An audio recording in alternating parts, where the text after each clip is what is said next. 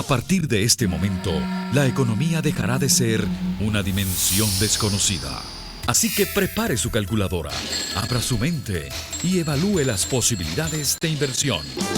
RCR Negocios presenta La Otra Vía, una forma de entender la economía como parte de su vida cotidiana. ¿Qué tal, amigas, amigos, consecuentes oyentes de Radio Caracas Radio? Bienvenidos a La Otra Vía, que llega hasta todos ustedes gracias al respaldo que recibimos en la gerencia general de Jaime Nestares y la gerencia de producción de Wilix Arca, y en la producción de La Otra Vía de Decio Brito Arrián, junto técnico, y nos acompaña George Castillo. En la conducción y moderación, Ligia Perdomo, Aurelio Concheso y quien les habla, Edesio Brito Escobar. Les recordamos que si desean comunicarse con nosotros, pueden hacerlo por vía electrónica haciendo uso de laotravía@gmail.com, vía Twitter, @laotravía, @RCR750. Asimismo, les recordamos que pueden acceder a nuestro blog www.laotraviarcr.blogspot.com, en donde no solamente pueden encontrarse con informaciones atinentes a la economía dentro y fuera del país, sino también a nuestros archivos de últimos editoriales, últimos programas. RCR.tv Internet, móviles inteligentes para que nos quieran seguirnos por allí. Nos vemos por Periscope, @RCR750. Y nosotros vamos hoy a hablar sobre temas económicos a partir de un elemento que ha tomado furor en estos días, que es el tema de la dolarización. Es decir, ya la dolarización se siente no solamente en los negocios formales, sino también en la actividad informal. Y prácticamente se está creando una especie de disgusto colectivo, porque si el dólar se convierte en un recurso de transacción, pero además se convierte en un elemento de imposición para quien va a comprar, y esa persona no solamente no conoce lo que es un dólar, sino que adicionalmente no puede adquirirlo, ¿qué es lo que definitivamente estamos creando en este momento? Lo que estamos planteándonos es que definitivamente la anarquía en la que estamos en la parte económica hace sus estragos, causa sus estragos, y vamos a ver a qué nos vamos a someter a partir de ahora. En todo caso, Ligia tiene en este momento la responsabilidad de leer el editorial que ha escrito Aurelio y que lo hemos titulado así: Dolarización, el último empujón. Vamos a ver qué consiste este editorial, Ligia. Basado en estimaciones de economistas locales, esta semana Bloomberg News reportó que la cantidad de dólares en efectivo que circulaba en la economía venezolana alcanzaba 2.700 millones de dólares. Para poner esa cifra en contexto, el total de billetes de bolívares soberanos en circulación escasamente llega a unos 60 millones de dólares a la tasa publicada por el Banco Central de Venezuela. Y si sumamos las cuentas corrientes y de ahorro, el total tan solo llega a una cuarta parte de los dólares en circulación. A estos, por cierto, habría que sumarle los euros en billetes que el propio gobierno y el ente emisor han estado inyectando producto de ventas de petróleo y oro que eluden las sanciones de Estados Unidos y que se estiman en 1.000 millones. Los números anteriores quedan reflejados en el día a día del venezolano, en el que las transacciones en billetes locales son entre inexistentes e infinitesimales y los pagos por transferencias de bolívares cada vez menores. Esta situación no debe sorprendernos, pues es típica de países que han sufrido hiperinflaciones prolongadas en el tiempo. Argentina, a título de ejemplo, tenía 9.000 millones de dólares de billetes verdes en circulación el día que Domingo Cavallo estableció la caja de conversión de un peso igual a un dólar en 1991. Pero siendo la primera hiperinflación en la época de las criptomonedas y de mecanismos internacionales expeditos de transferencia de moneda estable como Cele y Venmo, la velocidad con que la dolarización se extiende sin que el Banco Central, si es que quisiera, pueda hacer mucho por frenarla, es tal vez un nuevo tipo de realidad. De escuchar hablar a muchos de nuestros economistas, estos de buena fe nos dicen que hay que rescatar la confianza en el bolívar para que la gente vuelva a usarlo y el Banco Central de Venezuela pueda ejercer una política monetaria soberana. Sospechamos que los tiempos para venderle esos sueños de soberanía mal entendida al ciudadano ya pasaron y que pasarán años, si no décadas, antes que algún venezolano vaya a confiar en una moneda local capaz de ser manipulada por un banco central criollo. Si en verdad abrigan esa esperanza, la forma de llegar a ella sería empezando por completar el proceso de dolarización o el de su hermana gemela, la caja de conversión. Porque lo cierto es que así se nombre a la Madre Teresa de Calcuta y varios santos más como directores del BCB, no va a haber forma de convencer a los venezolanos que se cambien del dólar como refugio y reserva de valor una vez que lo han descubierto. Por eso es por lo que un paso siguiente que contribuiría a la estabilización económica sería autorizar la libre circulación de dólares y euros en el sistema bancario nacional, permitiéndole a la banca recibir depósitos, hacer transferencias, honrar cheques, dispensar por cajeros automáticos y hasta extender crédito, por ejemplo, para tarjetas de crédito en esas monedas, dentro de los límites que en estos momentos imponen las sanciones. Estamos seguros de que habrá quien lea estas líneas y explique detalladamente que lo que aquí se plantea no se puede hacer. Es posible que no se pueda, pero se pudo porque la economía es terca y hasta ahora se ha dolarizado sola. Al final, las reglas de la misma se imponen por mucho que el voluntarismo desee imponer lo contrario. Si las autoridades no toman esas medidas con el ánimo de tener cierto nivel de control, sobre todo de la contaminación que significa la presencia del lavado de dinero del narcotráfico, al ser todas las transacciones en efectivo, estarán perdiendo la oportunidad de darle una nueva esperanza a la economía venezolana. Después de casi 40 años de manipulación monetaria que desembocó en la terrible hiperinflación que hemos vivido, los venezolanos bien merecen vivir y desenvolverse de nuevo con una moneda estable. Hay justificación, perdón, no es justificación, hay motivos para que definitivamente haya tanto optimismo que uno percibe cuando uno se acerca a alguna conversación atinente a la parte económica. Y hay personas incluso hablando de programar inversiones en función del próximo año porque lo que viene pasando tiene que ir mejorando. Sí, yo creo que hay razones para ello, Edesio. Y yo he percibido lo mismo en estas semanas que son de reuniones de fin de año y todo eso, ¿no? Y voy a dar un dato que no está, por razones de espacio, no está en el editorial, pero es un dato que nos dio un analista muy serio de una de las casas de bolsa importantes, casas de inversión importantes de acá, en el que él hace un balance en el año 19, bueno, y en años anteriores, de caja en divisa, es decir, cuánta divisa entró y en qué se gastó, y cuánta divisa salió en qué se gastó. Deuda, importaciones, lo que tú quieras llamar, fuga de capitales, ¿no? Antes esa era una gran regla. Bueno, en esos totales, por primera vez se identifican una serie de rubros que cuando los suman, son las transacciones en divisa persona a persona, particular, sin pasar por el Banco Central. Quiere decir, yo soy un comerciante, yo compré con mis dólares algo, lo traje y te lo vendí a ti, tú me lo pagaste con tus dólares. Eso representó en el año 19 30% de las transacciones de caja de entrada de divisa.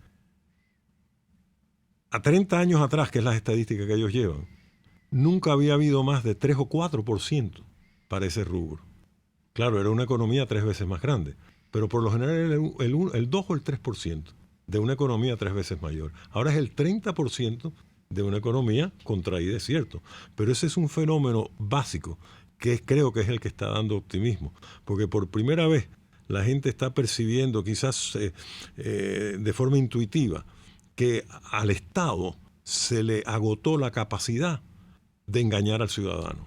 Y digo engañar con todo conocimiento de causa, porque pudiera sonar demasiado duro de mi parte, pero es que lo que ha estado haciendo la autoridad monetaria venezolana desde 1976, no lo notamos al principio, nos dimos primera vez cuenta en el 83, cuando vino la devaluación, y después empezó lentamente, hubo algunos intentos de cambiarlo, pero siempre la dirección la misma. Engañemos al ciudadano, saquémosle del bolsillo sus ahorros sin que él se dé cuenta, sean prestaciones sociales, sean dinero que tienes en una cuenta de ahorro, lo que fuera, y vamos a nosotros secuestrar ese ahorro mediante la devaluación. que genera la inflación y la macrodevaluación que genera la hiperinflación. Entonces estamos al final, en el agotamiento de un ciclo que ha durado casi medio siglo. Y yo creo que eso es lo que la gente está percibiendo, que de ahora en adelante los gobiernos, el Estado, sea el gobierno de Maduro, sea el gobierno de Guaidó, se tienen que poner de acuerdo, porque ya la gente y el mercado le está dictando lo que pueden hacer. Antes podían quizás endeudar a PDVSA, empezar a producir mucho más petróleo, secuestrado el ingreso del petróleo por el Estado al ser una empresa estatal, pero ya no pueden, porque PDVSA está quebrada. Inclusive hasta PDVSA tienen que abrirla para que la inversión, que aumente la producción hasta donde se pueda, sea inversión privada. Y esa inversión privada no va a venir si quienes están invirtiendo y arriesgando para levantar los barriles no pueden ellos disponer de los dólares de esos barriles. O sea, el cuento de que viene el joint venture, el socio de joint venture, como se le dice a los acuerdos, de las empresas mixtas, ese socio hasta este momento levantaba el petróleo, se lo entregaba a PDVSA lo vendía en dólares y él le daba bolívares, pero inclusive con esos cambios diferenciales le daba a veces bolívares a 10, por eso es que dejaron de producir. Uh-huh. Claro. Entonces ahora ahora empieza a haber un consenso hasta dentro del gobierno, de los dos gobiernos, de que si queremos levantar la producción petrolera, tenemos que dejar que se queden con los dólares. Y por supuesto, si eso es así en petróleo, imagínense lo que será en producción de alimentos, en producción de cualquier cosa que produce el sector privado.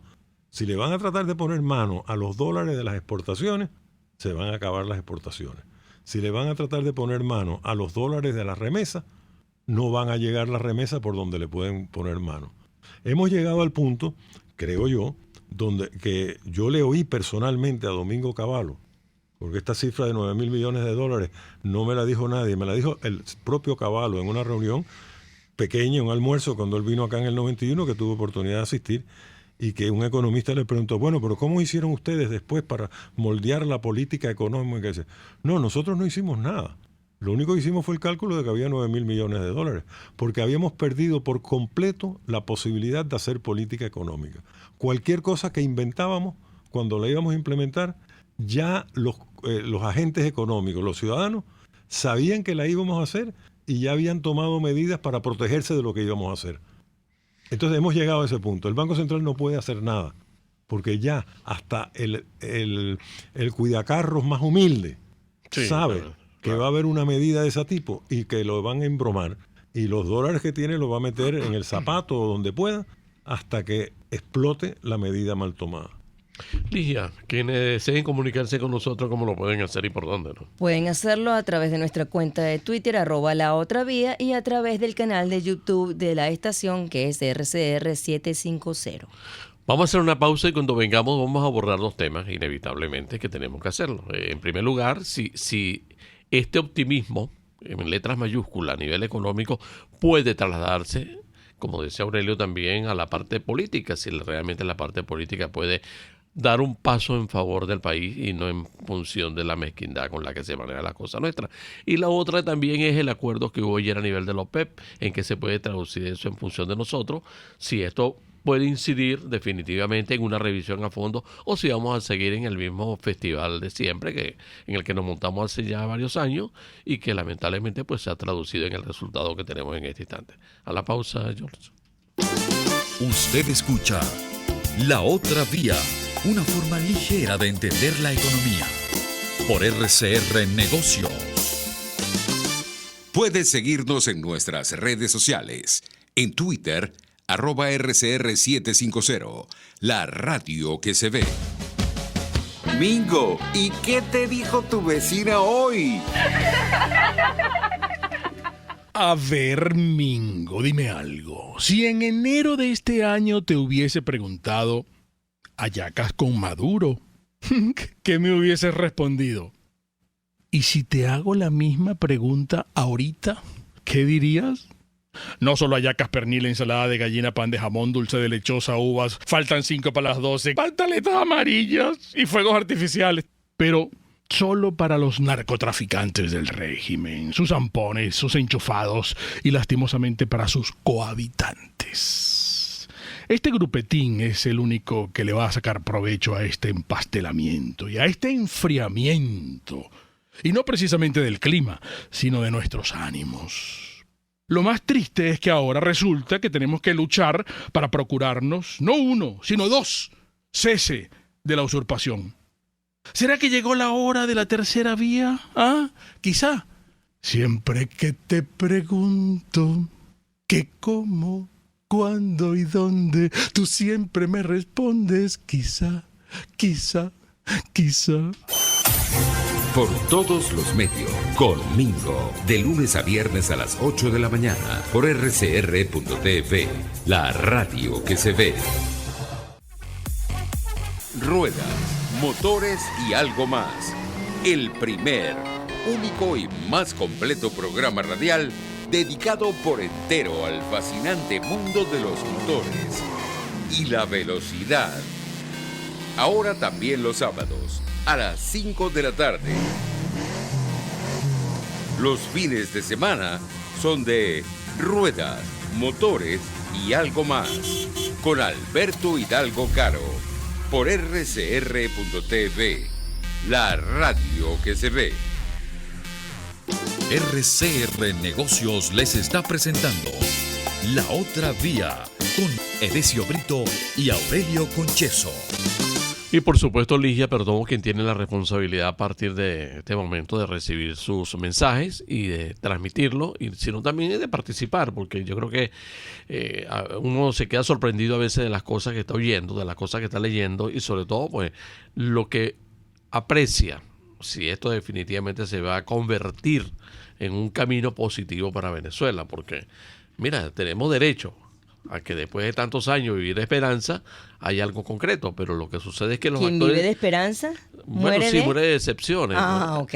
Pero también tenemos el mismo gobierno, tenemos los mismos comportamientos, tenemos el mismo enfoque de la cuestión económica, y diríamos, bueno, el gobierno está capitalizando esto de alguna forma y está presumiendo de que definitivamente nos está llevando por un camino de evolución y no de involución. Bueno, evidentemente es la idea que él tiene que tratar de vender para poder mantenerse en el poder, porque si no, no estaría haciendo nada, en realidad.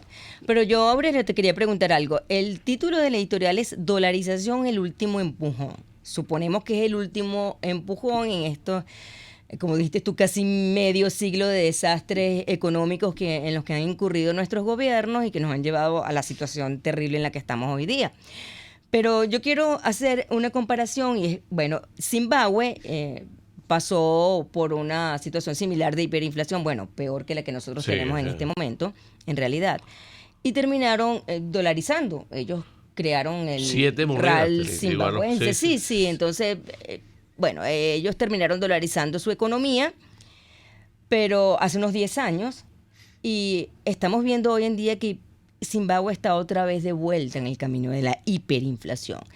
Ahí voy, mi pregunta es, la dolarización es el último empujón, pero ¿es el último empujón realmente para estados en los cuales no hay disciplina fiscal, no hay acuerdos políticos para llevar de la mejor manera o gerenciar un país como si fuera una empresa y no como si fuera algo que definitivamente a nadie le duele y sola, es que la corrupción indudablemente hace mucha mella en esto, fuerza, ¿no? Pero ¿es de verdad la dolarización el último empujón? No, la dolarización no es el último empujón. El último empujón es el que yo describo dentro del artículo que hace falta para que haya dolarización. Ahora, tu pregunta es válida de si Zimbabue dolarizó y buscaron la forma de enredar la cosa. También Argentina buscó la forma de enredar la cosa después de que hizo la caja de conversión. 10 años después se habían endeudado a mucho más del Producto Interno Bruto a través de endeudamiento de las regiones y explotó la crisis de la deuda argentina. Siempre hay cómo echar a perder la cosa, pero en el interín gozaron de 10 años de crecimiento realmente admirable. Y las diferencias entre Zimbabue y Venezuela son muy grandes. Yo más bien creo que el símil o el ejemplo de donde estamos ahora y a donde podemos ir hasta que volvamos a echar a perder la cosa que probablemente sucederá, si sucede 10 años después de que empecemos a arreglarla, no antes, es Alemania, de la posguerra. Porque Alemania quedó destruida por completo, una base industrial admirable, había una población, por supuesto, alemana y no venezolana, pero los venezolanos son industriosos y están preparados, como estaban los alemanes. La agricultura venezolana no es una agricultura de conucos como es la de Zimbabue, sino es una agricultura de grandes corporaciones privadas, lo que queda de la agricultura y lo que había antes también. Entonces, las diferencias son muy grandes con Zimbabue. Pero, otra, nuestra base industrial no es tanto nuestra base industrial, sino nuestra base de recursos. Ya tú estás viendo en una serie de cosas que están pasando el interés por volver a tomar posiciones en lo que llaman en inglés, un anglicismo, el oil patch venezolano, o sea, la provincia petrolera venezolana. Y dirán, bueno, ¿por qué? Por la faja. No es la faja, es que Venezuela, dentro de la logística petrolera de un país como Estados Unidos y en general los países que están alrededor de la cuenca del Caribe, es importantísimo porque el tipo de crudo que produce es el tipo de crudo que refinan las refinerías de la costa del Golfo. Y en estos momentos esas refinerías están teniendo que importar crudo Ural, crudo, que si se puede llamar crudo, sí, canadiense, que a costos mucho más altos, y todo el mundo está interesado que haya un rebote de la industria petrolera venezolana. La otra gran diferencia es que en Venezuela hay un sector privado con ahorros que se han venido acumulando fuera del país, haberes que se han venido acumulando desde 1983. Ese cálculo que hay de 400.000 millones de dólares de ahorros venezolanos afuera, no es todo corruptos que salieron corriendo, sí. No. Eso es una ínfima parte, diría yo. Creo que se exagera mucho cuánto de verdad hayan podido ahorrar, robar y no despilfarrar. Pero el venezolano se dio cuenta que lo estaban manipulando, aquel que podía ahorrar, y empezó a poner el dinero a buen resguardo. Entonces ahí hay un capital. Además, la capacidad de refinanciar el default de la deuda venezolana es infinitamente mayor del que fue el del argentino y del que es el argentino en este momento, precisamente porque hay una serie de instrumentos que se pueden hacer alrededor de los recursos y de que haya el flujo de ingresos de esos recursos, y eso requiere inversión privada en la industria petrolera. Privada y en la industria petrolera. ¿Qué quiere decir eso? Son dólares que van a entrar, dólares que van a producir más dólares, y van a ser dólares entrando y dólares saliendo sin que el Banco Central pueda hacer mucho para secuestrarlos y empezar a manipular moneda, por lo menos en el próximo quinquenio, cuando no los próximos 2 quinquenios. Porque nadie lo va a creer. Los taladros que hubieran empezado van a paralizarse y salir del país otra vez, y los venezolanos van a sacar el poco dinero que están entrando y van a volver a poner sus ahorros afuera. De manera que hay una serie de factores que hacen que sea totalmente distinto a Zimbabue. Ligia, no sé si tienes algún mensaje. Tengo un comentario de la señora Carmen, una pregunta de la señora Carmen Martínez. Dice, ¿será verdad que mañana le quitan 3 ceros más al Bolívar? La respuesta, señora Carmen, es que es falso. Eso fue una cadena que circuló el fin de semana pasado, que es falso, no tiene ningún basamento. Una reconversión monetaria no se pone en marcha de un día para otro. Ya vimos toda la atropellada que fue la del año pasado y se logró en 5 meses, sin embargo, a pesar de todo, no puede hacerse de un día para otro, señora Carmen. Esas son cadenas, gente que le gusta lanzar noticias falsas, fake, como se llaman hoy día, fake news, en momentos críticos como para tratar de desviar probablemente la atención de la noticia o de lo que esté abrumando en ese momento a la ciudadanía, pero en conclusión es falso, no crea. Seguimos con nuestro Bolívar, que no vale nada igual, pero seguimos con el Bolívar como hasta ahora. Sí, ya estamos hablando de un cambio a finales de año para 50.000 bolívares, ¿no? Bueno, en verdad ya hoy en día no hay que molestarse ni siquiera en hablar de eso, porque por fin alguien en el Banco Central entendió que ellos perdieron la capacidad de manipulación del Bolívar. Y si usted se mete, yo me meto diariamente en 2 Twitter. El Twitter del Banco Central que da el cambio al día del dólar, ¿verdad? Uh-huh. Que ellos están contabilizando, que es el dólar observado que le llaman, y el dólar de Dollar Today. Antes, especular contra el dólar oficial era un tiro al piso. porque tú siempre sabías que iba a haber una ¿para dónde iba la diferencia cosa? Sí. entre uno y otro entre 20 y 100%. Eso se llama brecha cambiaria. Y ahora el Banco Central está manteniendo la brecha cambiaria en un máximo de 10% a favor de Dollar Today y un mínimo de menos 5% en contra de Dollar Today. Es decir, a veces el paralelo está por debajo del oficial. A veces el oficial y el paralelo coinciden y a veces, como creo que hoy es así, hay una brecha de 10%, pero está promediando la brecha 5 o 6%. O sea que con eso no hay incentivo para especular, amén de que los empresarios ya no se pueden endeudar para especular el bolívar porque los préstamos comerciales son dolarizados. De manera que no hay incentivo para especulación monetaria. Entonces lo único que queda realmente es transar y pactar verbalmente o por escrito las operaciones en una moneda estable como es el dólar o el euro o el peso. Bueno, el peso, yo no pactaría mucho el peso porque el peso ahorita tiene sus problemas con todo lo que está pasando y se ha devaluado de 3.000 como a 3.500. Yo me quedaría en la zona del euro y del dólar, que están constantes entre 1 a 1.15 y ahí más o menos esa proporción se está manteniendo porque hay similitud en el ciclo de crecimiento económico de ambos sectores, pues, zonas de influencia de esas dos monedas. Hugo Duarte dice, tengo información confiable de que el régimen al parecer consiguió la fórmula para conseguir dinero extra proveniente de otros gobiernos, trading con criptomonedas. Bueno, eso no sé cómo van a conseguir es decir, que alguien esté dispuesto a prestarle y que para evitar las sanciones en el tránsito del dinero prestado a las arcas del gobierno se utilice la criptomoneda, bueno, eso sí puede hacer. Pero la pregunta que yo me hago es quién es que está dispuesto a prestar. Sí. ¿Será Cuba? ¿Será Nicaragua? Porque Rusia no es. A Rusia se le debían 2.500 millones de dólares y de esos 2.500 millones de dólares a final del año van a quedar 250. Rusia se está cobrando en petróleo.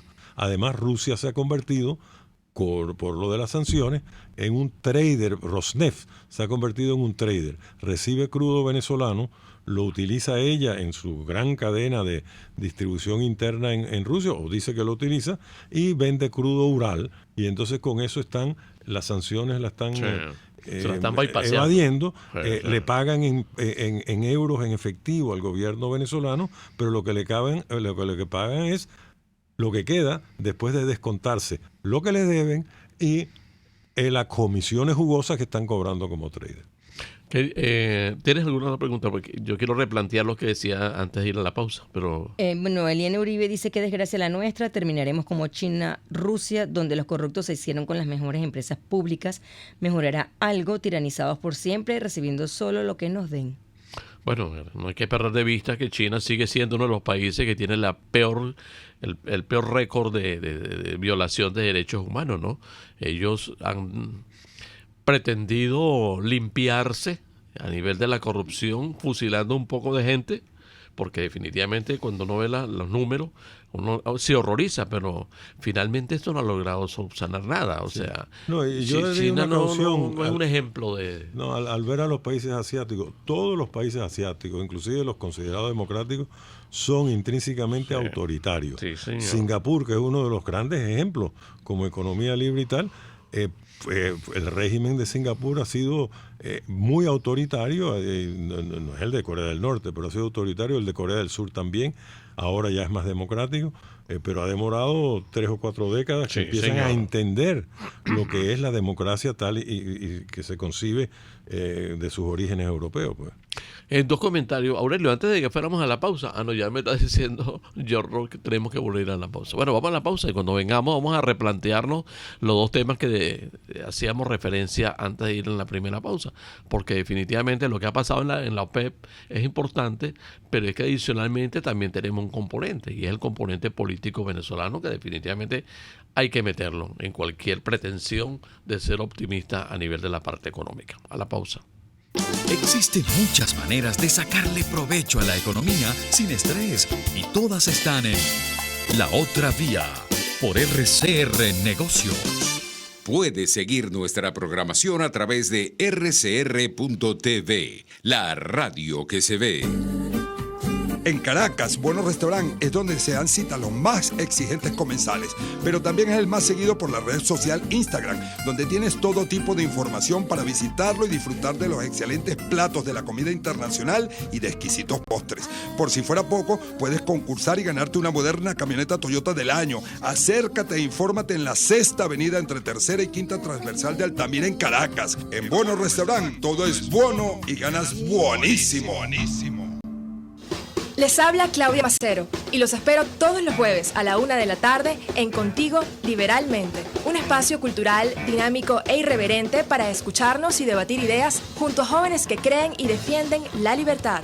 Contigo Liberalmente.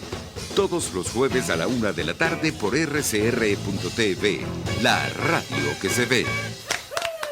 RCR 750 AM, porque lo bueno une.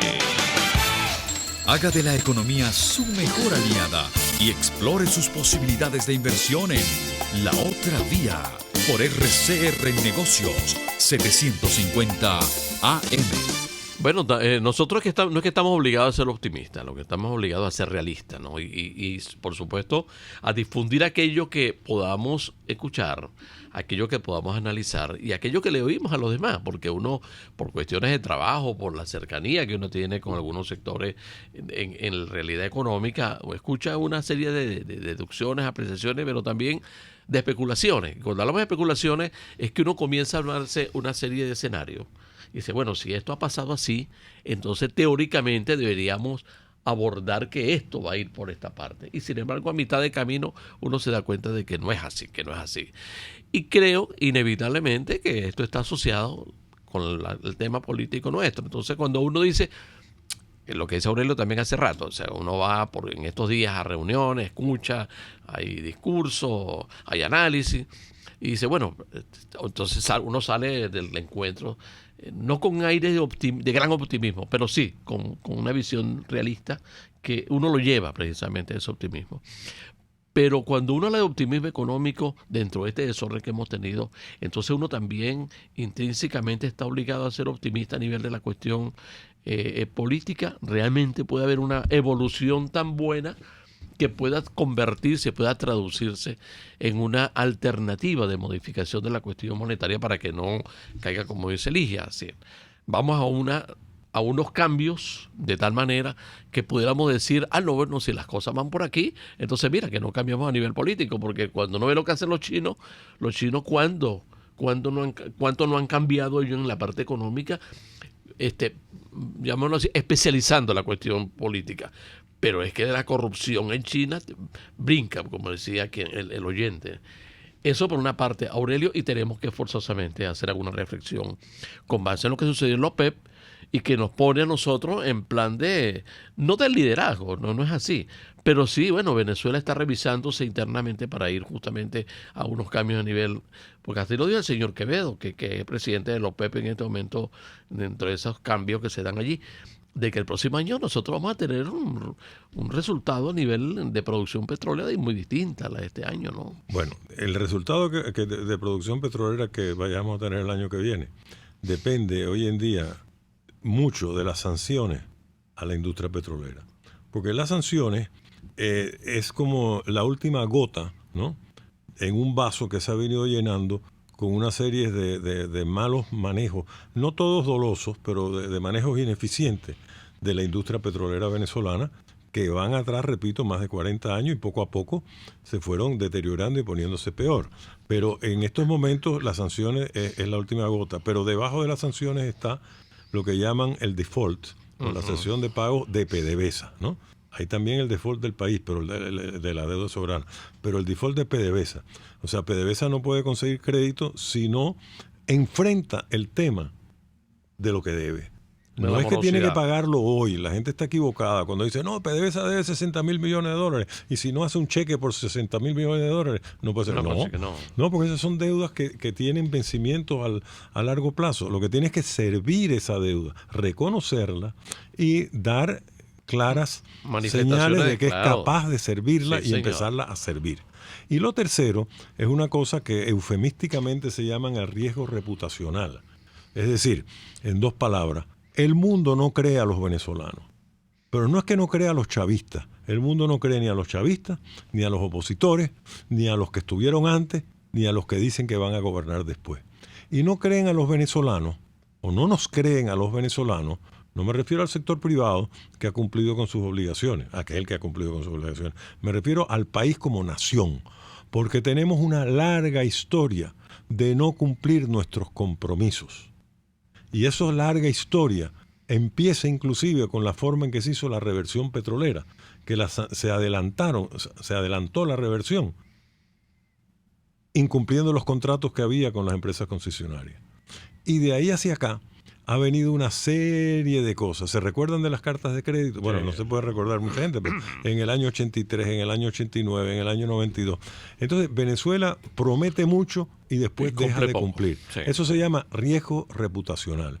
Y la única forma que nosotros vamos a revertir ese riesgo reputacional es que el mundo vea sentado, diciendo que esta es la nueva política del Estado venezolano, algo para que van a tener que tragar grueso opositores y chavistas, sentados juntos a opositores y chavistas, con un apoyo de la sociedad civil, diciendo que nuestro nuevo paradigma en términos económicos es este. Respetamos los contratos, tenemos una moneda fuerte, reconocemos nuestras deudas, en fin, una serie de cosas que aquí no es el momento de enumerar. Pero si eso no se hace, entonces nada va a suceder. Y entra en la materia política. Bueno, yo personalmente creo que la diatriba política que hay en este momento, los problemas que hay en la oposición, los que hay en el partido del gobierno de Miraflores, que también los tienen internamente, tienen problemas, sí. Pasa que no salen tanto a flor porque ellos tienen una política comunicacional un poco más coherente. Pero esos problemas están haciendo que por primera vez en mucho tiempo la iniciativa de resolver los problemas esté fuera de las manos del Estado. El Estado está quebrado, los particulares no. A no ser que se vayan todos los particulares que tienen alguito de ahorro y parte de ese ahorro en su cabeza, que es su capacidad de trabajo, ¿no? Y se tendrían que salir 10 millones de venezolanos más. Entonces, los gobiernos no le va a quedar más remedio que ponerse de acuerdo o quedarse como están en España, que no hay gobierno. Y quizás lo mejor que le pueda pasar a Venezuela es que por unos años queden así como neutralizados entre ellos y dejen que el sector privado y que los ciudadanos sean los que hagan la cosa. Leonardo Torres dice, cuando el señor Aristóbulo, que sabe de economía, lo que yo sé de fusión nuclear, o sea, dijo que si ellos desmontaban el control de cambio, los tumban. Se entendió que les tumban el esquema de corrupción por los dólares. Ese es el comentario del señor Torres. Sí, es verdad. Claro. Definitivamente, pues está súper preclaro, como diría, ¿no? La parte petrolera, Aurelio. Es decir, yo sé que no la debemos dejar pasar por alto porque somos un país petrolero y porque nosotros estamos presumiendo de una cantidad de cuestiones que nos llevan a suponer que en el 2020 pues las cosas serán distintas, ¿no? Pero uno sabe con base en qué, sobre todo cuando, como tú lo explicas, Aurelio, nosotros no somos serios pues en la parte petrolera, no queremos ser serios en la relación internacional, la parte económica, y creemos que no solamente nos la sabemos todas, sino que adicionalmente somos confiables per se, y eso no es así por lo que tú acabas de explicar. Y entonces, ¿cómo es que nosotros pretendemos sacarle provecho a esto que se acuerda en los PEP y en donde lo de Aramco, por lo visto, va a ser definitivamente un sacudón al sector, a la industria petrolera mundial, ¿no? Bueno, fíjate, yo creo que tenemos que empezar a pensar mucho más con el pie sobre la tierra en lo que tiene que ver de política petrolera. Primero, creo que hasta el gobierno, sale un anuncio de Reuters hoy, que hasta en el gobierno saben que necesitan atraer inversión privada para poder levantar barriles. Segundo, la OPEP es un poco periódico de ayer. Las realidades petroleras están cambiando mucho y la OPEP es más una realidad del Golfo Pérsico y de sus clientes en Asia y en Europa. Aquí en el hemisferio occidental, la política petrolera que nos cuenta a nosotros es la del hemisferio occidental. Y aquí el gran jugador se llama Estados Unidos. Y los segundos en orden como jugadores importantes somos Brasil, Canadá y Venezuela, para ponerlo en orden alfabético. Y el resto son actores de reparto. Entonces, esas son las tres grandes cosas que tienen que ver con el hemisferio occidental, ¿verdad? Estados Unidos se ha vuelto tan eficiente que es el mayor productor de crudo y ya está colocando crudo y gas natural en Asia y en Europa. Nosotros colocábamos crudo en Europa, pero más que nada lo que hacíamos con nuestros crudos medianos era que teníamos arreglos inclusive con la Unión Soviética, que por ejemplo nosotros le entregábamos a Cuba y ellos entregaban en Europa. O le entregábamos en la costa este lo que ellos iban a entregar y ellos entregaban por cuenta nuestra en Alemania. Entonces, porque lo nuestro, lo económico para nosotros, es los lugares que están a 2 o 3 días de navegación, donde está la economía más grande del mundo y al lado de ella unas cuantas importantes, ¿no? Sí. Entonces, eso es lo que cuenta. Y OPEP ahí no cuenta mucho. Somos el único miembro del OPEP. Ahorita estamos muy disminuidos, pero somos un miembro de 1 millón, 2 millones de barriles potenciales de exportación y yo no me preocuparía mucho lo que está pasando con la OPEP, es un problema de ellos. Ellos están viendo ya el mundo, no lo llamemos post-petrolero, pero un nuevo mundo petrolero donde la demanda no va a subir, donde la huella de carbono de la extracción petrolera tiene que ser baja por el calentamiento global, en fin, una serie de problemas y donde ellos tienen que, economías que no tienen otra cosa, reconvertirlas hacia economías industriales y del conocimiento. Nosotros tenemos problemas similares, pero tenemos agricultura, tenemos otras cosas que ellos no tienen. Ligia.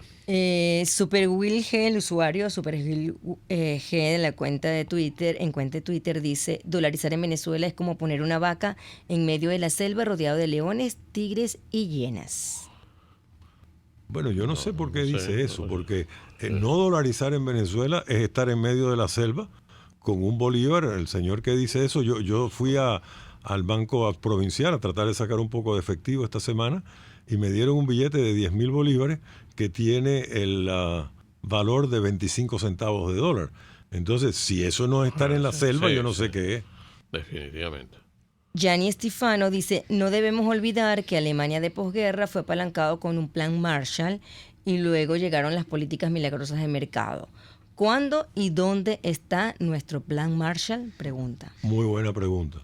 Nuestro plan Marshall está en la capacidad de apalancamiento de nuestras reservas petroleras, que no es que tienen que salir, es que pueden servir, y no las reservas en sí, sino la capacidad de generación de flujo de caja de las mismas, pueden servir para la renegociación de la deuda y simultáneamente la inversión que va a llegar una vez que se haya restablecido el crédito, va a ser un plan Marshall autosustentable.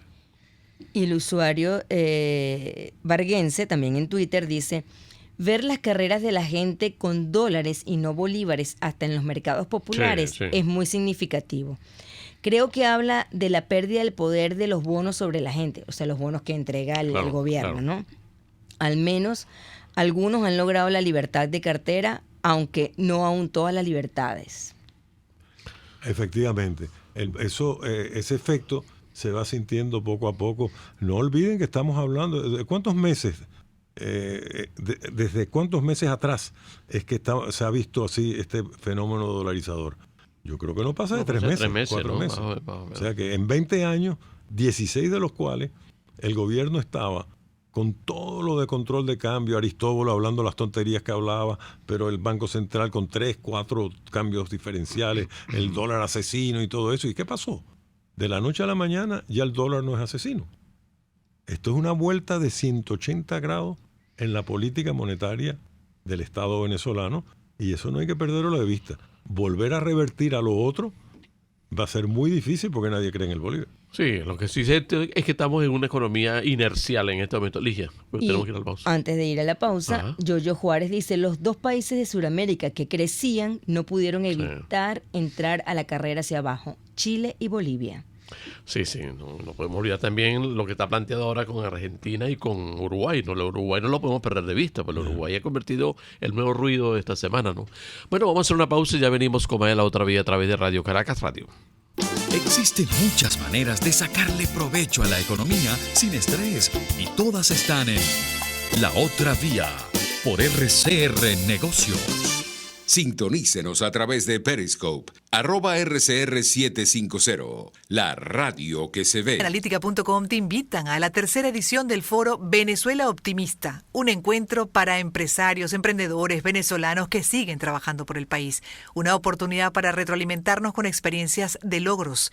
En la sala de conciertos del Centro Cultural BOD, martes 10 de diciembre, de 8:30 de la mañana a 2:30 del mediodía. Entradas a la venta en ticketmundo.com. La debilidad de nuestra economía es sorteada todos los días por personas con ideas creativas. Son emprendedores. Historias contadas por cuenta propia. La economía de carne y hueso. Comparta la suya también con Román Ibarra y Rolando Padilla. Por cuenta propia. La economía de carne y hueso. Todos los sábados, a partir de las 9 de la mañana, por RCR 750 AM. Una forma de entender la economía como parte de su vida cotidiana. Es La Otra Vía, por RCR Negocios 750 AM. Bien, nosotros nos vamos a la parte final de nuestro programa y desde luego pues vamos a dar la oportunidad a Ligia, que tiene otros mensajes. Hay algunos que no nos dan la oportunidad ni de enriquecer lo que estamos planteando, ni mucho menos profundizarlo, porque son enfoques muy particulares y algunos más bien sorprenden, ¿no? por el enfoque mismo, ¿no? Hugo Duarte dice, siendo esto así, creo que vamos a tener régimen para rato. Si consiguen financiamiento externo de otros países como China, Rusia, Turquía, no les van a importar nada las sanciones. Bueno, eso sí y no. Eso sí, es exacto. Eso sí y no. Turquía no va a financiar mucho a Venezuela. Sí. China tal vez, pero los financiamientos chinos son pastillas de cianuro. Y los rusos no financian nada. Los rusos lo que hacen es aprovecharse. Sí, Rosneft no está aquí, que Rosneft va a explorar. Bueno, hasta ahora no ha movido un dedo en el gas, la concesión de gas que tiene. Lo que están es aprovechándose como intermediario, repito, en las sanciones. Eso no resuelve nada. Eso quiere decir que un petróleo que se podía vender a $50, lo que le está entrando al país son 30. Y al gobierno cada vez lo acorrala más porque cada dólar menos es unas cajas placo en las cuales no puede ni robarse la comisión, ni lo que queda, distribuirlo como alimento. Sí. David Alberto Moya dice, ¿Venezuela será dolarizada oficialmente para 2020? Bueno, sí. Esa es una muy buena pregunta. Deje que vaya a buscar la bola de cristal que se me quedó en el carro, pero en realidad es una de las posibilidades. Yo creo que más que eso, lo probable es que se produzca una caja de conversión, es decir, que hagan un ancla con una unidad de cuenta nacional, puede ser el petro o un bolívar que se llame ahora sí, no sé cómo lo van a llamar, pero que no van a emitir más. En otras palabras, para efectos prácticos, yo creo que la economía va a estar dolarizada en el año 2020. ¿Tú crees? De una forma u otra, con un nombre u otro. Pero oficialmente, ¿tú sí crees que oficialmente esté dolarizada?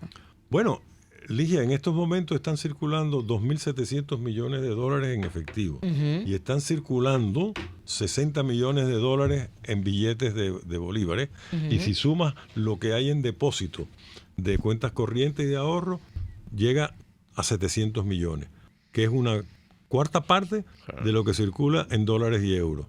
Entonces, no es que sí yo creo que va a pasar, es que ya pasó, está pasando. Hugo Fernández dice, se debería comenzar por cambiar el nombre de nuestra moneda. Cada vez que se devalúa ponemos por el piso el nombre de nuestro libertador. Sí, estoy de acuerdo. ¿Algún otro tema? Aquí Criollísima 2012 dice, Venezuela no es un país serio, no nos toman en serio. No, eso también es verdad. Eso sí, parcialmente. Hay un elemento nuevo que se está sumando al debate interno venezolano en estos días. Es el tema de la diáspora, ¿no? Hay la posibilidad, es lo que se está apreciando afuera. Lo está apreciando Colombia, lo está apreciando Perú, inclusive el mismo sur. Si estamos sur, estamos hablando de Uruguay, estamos hablando de Chile, estamos hablando de la propia Argentina. Que pudieran salir 2 millones y más de venezolanos el próximo año, ¿no? Y ¿salir eso, de allá para acá o de acá para allá? Seguir saliendo. Sí, seguir saliendo. Dice que las expectativas aquí, en este momento, con respecto a la dolarización y todo esto, pues parte de una fumarola, ¿no? Una fumarola transitoria en donde el gobierno está capitalizándolo con muchísima habilidad en razón de la propia y triste forma como lo está haciendo la oposición. La oposición lo que da es pena en este momento, bueno, si es que se le puede llamar oposición, sino a quienes lideran los grupos opositores. Y sin duda alguna esto no es buen síntoma para el próximo año, sobre todo porque a nivel de los países vecinos se están dando situaciones que también están creando otros ruidos políticos. El caso de Colombia no lo podemos perder de vista, el caso de Bolivia no sabemos en qué va a terminar, aunque ya se está llamando a un proceso electoral. El caso de Uruguay tampoco lo podemos perder de vista, el caso de Argentina, etcétera, etcétera. Entonces hay un 2020, un 2020 que no ofrece precisamente tranquilidad a nivel 2020 que no significa que sea una visión perfecta, ¿no? Yo te voy a decir una cosa. Esas cifras catastróficas de masivas emigraciones adicionales, yo realmente creo que hay que tomarlas con un grano de sal. Porque fíjate tú mencionaste algo muy importante. Nuestro principal receptor de diáspora se llama Colombia, que es nuestro país vecino. Nuestro país vecino tiene problemas serios relacionados con sus impuestos, con su seguridad social, con su sistema de pensiones. Entonces, 1,5 millones de venezolanos más sobre el sistema de seguridad social y el sistema de salud y el sistema educacional colombiano. Me refiero de personas que no tienen la capacidad, ni siquiera si fueran personas que tienen la capacidad de generar riqueza, pero personas que van a ir directamente al consumo, a la seguridad social, como está sucediendo con los emigrantes africanos en Europa. Colombia no es Suecia, o Francia, o España, y tampoco Venezuela, África del Norte. Pero yo veo otro fenómeno que va a empezar a suceder. Yo creo que va a empezar a ver de esa emigración, no la que salió a tierras más lejanas como Estados Unidos y España, pero de esa emigración cercana, yo visualizo que puede haber un retorno, porque es que ya se están viendo luces de cosas que, bueno, vivir lejos de tu patria no es fácil, sobre todo cuando hay una xenofobia que aumenta cada vez que llega otro venezolano y que gana. Pero bueno, resulta que oyes que eres mecánico y estás ganando algo en Ecuador, pero oyes que tu amigo que se quedó acá ahora está cobrando en dólares y por lo menos por ajustar frenos, más o menos vive decentemente. Entonces yo creo que yo no veo que vaya a haber otra ola de migración tan inmediatamente porque los vecinos no tienen capacidad de absorberlo. Robert Pacheco dice, ¿es posible una recuperación económica con Maduro por el dejar pasar del gobierno? Y si podríamos, Juan Aurelio, ¿podría explicar qué fue eso de las cartas de crédito del año 83? Sí, lo de las cartas de crédito, bueno, la respuesta a la primera pregunta es sí, no será la primera vez que sucede algo así en el mundo y podríamos poner muchos ejemplos.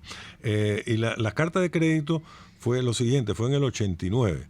El gobierno de Lucinchi, para estimular a que los empresarios siguieran importando, él dijo, si importas con carta de crédito, le damos la garantía de la tasa de cambio, porque una vez que se abre la carta de crédito, está garantizado pero que vas a recibir esta tasa de cambio, pero tienes que abrirla con 90 días de fecha de pago del momento que llegó la importación.